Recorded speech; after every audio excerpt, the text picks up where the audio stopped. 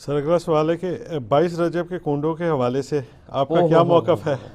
کیونکہ رجب 1440 کا دوسرا اشرا چل رہا ہے اور آخری اشرے میں سنی اور شیعہ دونوں کے ہاں کنڈے چلتے ہیں.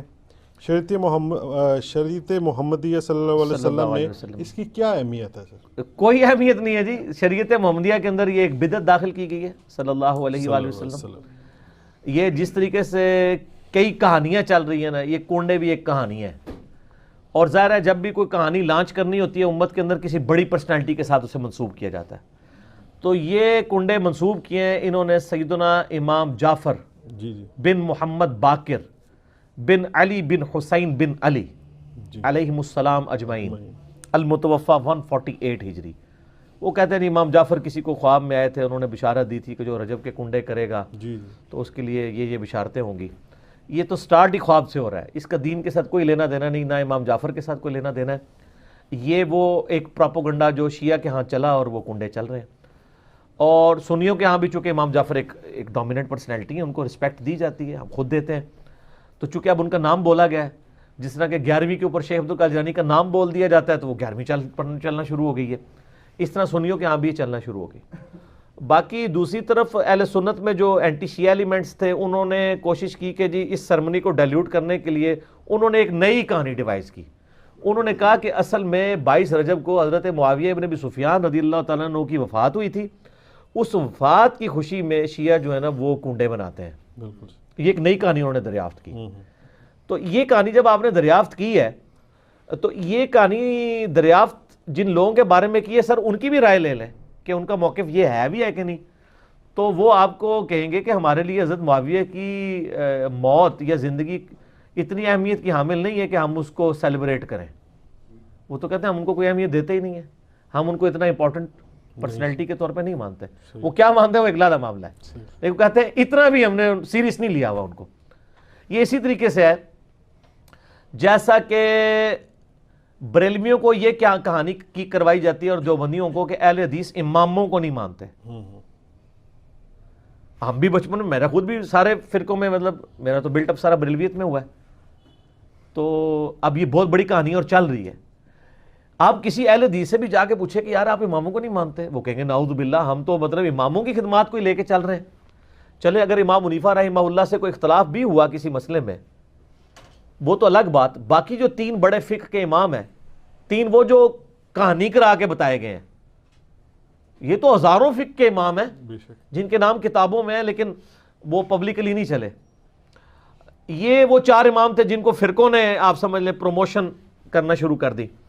تو ایک معاملات چل گئے، پارٹیاں مل گئی ان کو. جیسے نبی الاسلام کی ایک بیٹی سیدہ فاطمہ کو پارٹی مل گئی، باقی بیٹیوں کو پارٹی نہیں ملی تو وہ بیچاری مشہور نہیں ہوئی. حالانکہ شیعہ کی معتبر کتابوں کے اندر یعنی نبی الاسلام کی 4 بیٹیاں، ایران کے شیعہ تو 4، وہ کہتے ہیں یہ تو انڈاؤٹڈ مسئلہ ہے. یہاں پہ کہانیاں انہوں نے کروائی ہوئی ہیں. ایون سب سے بڑا جو رافضی ہے یاسر الحبیب، وہ بھی نبی الاسلام کی 4 بیٹیاں مانتا ہے. وہ بھی اس کے بھی انکار کرنے کی ضرورت نہیں ہوئی. نہج البلاغہ کے اندر مولا علی علیہ السلام نے حضرت عثمان کو داماد رسول فرمایا ہے. ٹھیک ہے، تو کہانیاں لیکن وہ چل رہی ہوتی ہیں اس طریقے سے. تو وہ ایک کہانی انہوں نے چلا دی اور وہ کہانی ان کی بکنی شروع ہو گئی کہ اماموں کو نہیں مانتے. وہ آپ اہل حدیثوں سے پوچھے آپ اماموں کو مانتے ہیں، وہ کہتے ہیں سر اماموں کو نہ مانے تو ہماری ساری کتابیں ختم ہو جائیں گی.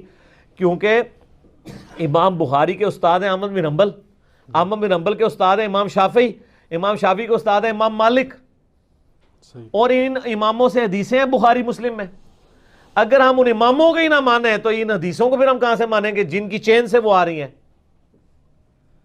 وہ پھر آپ کو بتائیں گے کہ ہم اماموں کو بھی مانتے ہیں اور اماموں کی بھی مانتے ہیں. اماموں کو مانتے ہیں کہ ان کی رسپیکٹ کرتے ہیں، اماموں کی مانتے ہیں کہ اماموں نے ہمیں بتایا ہے کہ ہماری کوئی بات بھی کتاب و سنت کے خلاف ہو تو اس کو چھوڑ دو. ہم اماموں کی روایت کردہ احادیث کو مانتے ہیں.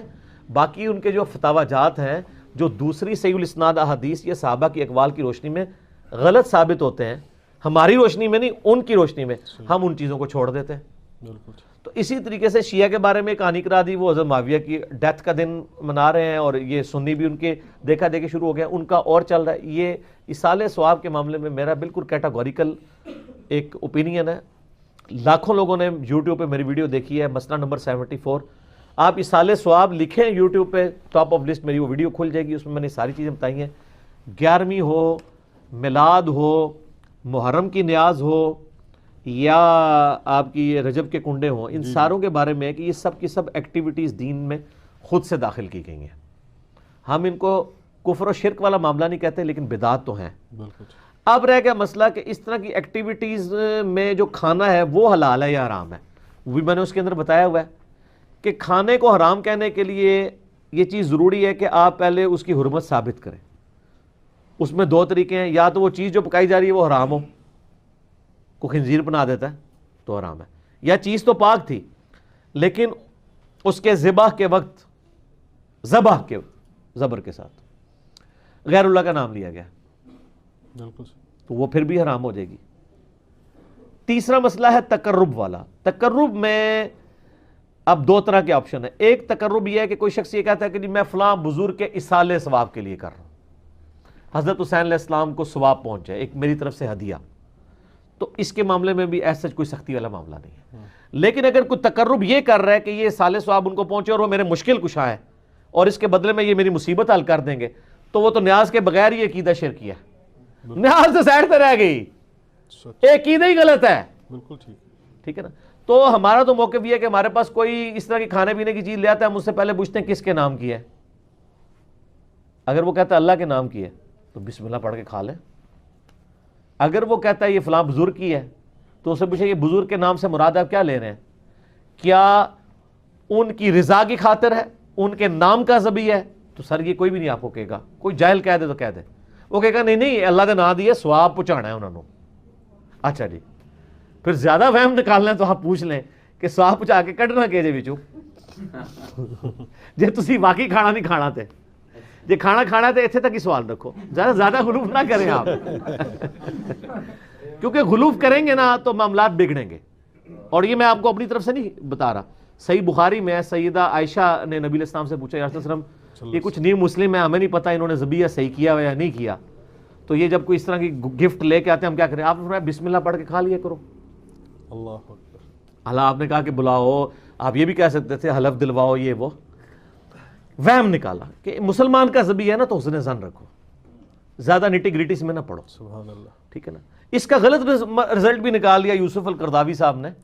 انہوں نے وہ اسلام میں حلال و حرام ایک کتاب لکھی, اس میں انہوں نے لکھا کہ یہ جو غیر مسلموں کے بھی جو ذبیحے چل رہے ہیں نا, اور جو KFC میکڈونلڈ چل رہے ہیں, جو ڈیفینیٹلی ذبیحے ہے ہی نہیں ہے, وہ اللہ کے نام کے کیا, وہ تو مطلب بالکل ذبح والا معاملہ ہی اس کے اندر اس طریقے سے نہیں ہے, نہ وہ اللہ کا نام لیتے ہیں.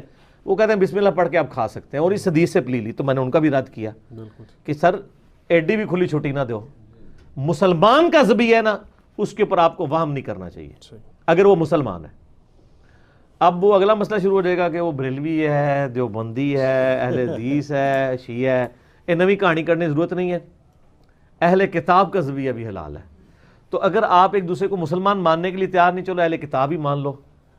یہود و نصارہ کی عورتوں سے تو آپ کا نکاح جائز ہے سورۃ المائدہ کے پہلے رکوع کے تحت, اور اسی رکوع میں آتا ہے کہ اہل کتاب کا ذبیحہ بھی حلال ہے, کوشر فوڈ. جی ہاں, اگر وہ اللہ کے نام کے اوپر کیا ہو.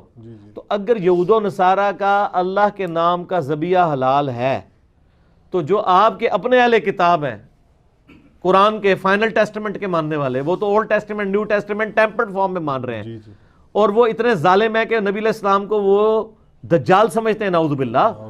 ظاہر پیغمبر نہیں مان رہے, تو جب آپ کسی کو پیغمبر نہیں مان رہے, جس طرح ہم غلام احمد قادیانی کو پیغمبر نہیں مانتے, تو کیا سمجھتے ہیں؟ دجال کے اس نے دجل کیا ہے, جھوٹ بولا ہے. اس کے باوجود اللہ تعالیٰ کہہ رہا ہے کہ ان کا ذبیحہ بھی حلال ہے. اور جو آپ کے نبی کے عاشق ہیں, جو محمد اور آل محمد کے لیے جان دینے کے لیے تیار ہیں, سر ان کے اوپر آپ کم از کم یہودیوں والا اسٹیٹس تو ان کو دے دیں.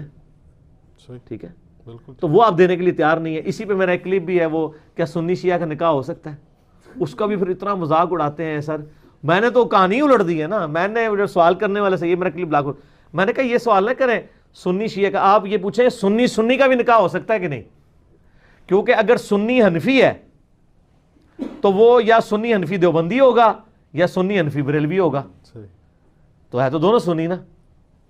سنی اہل حدیث ہوا تو وہ تو بہت دور بیچارہ بیٹھا ہے, اس کی تو کوئی اوقات ہی نہیں نا ان کے نزدیک, وہ تو بہت تھوڑے ہیں.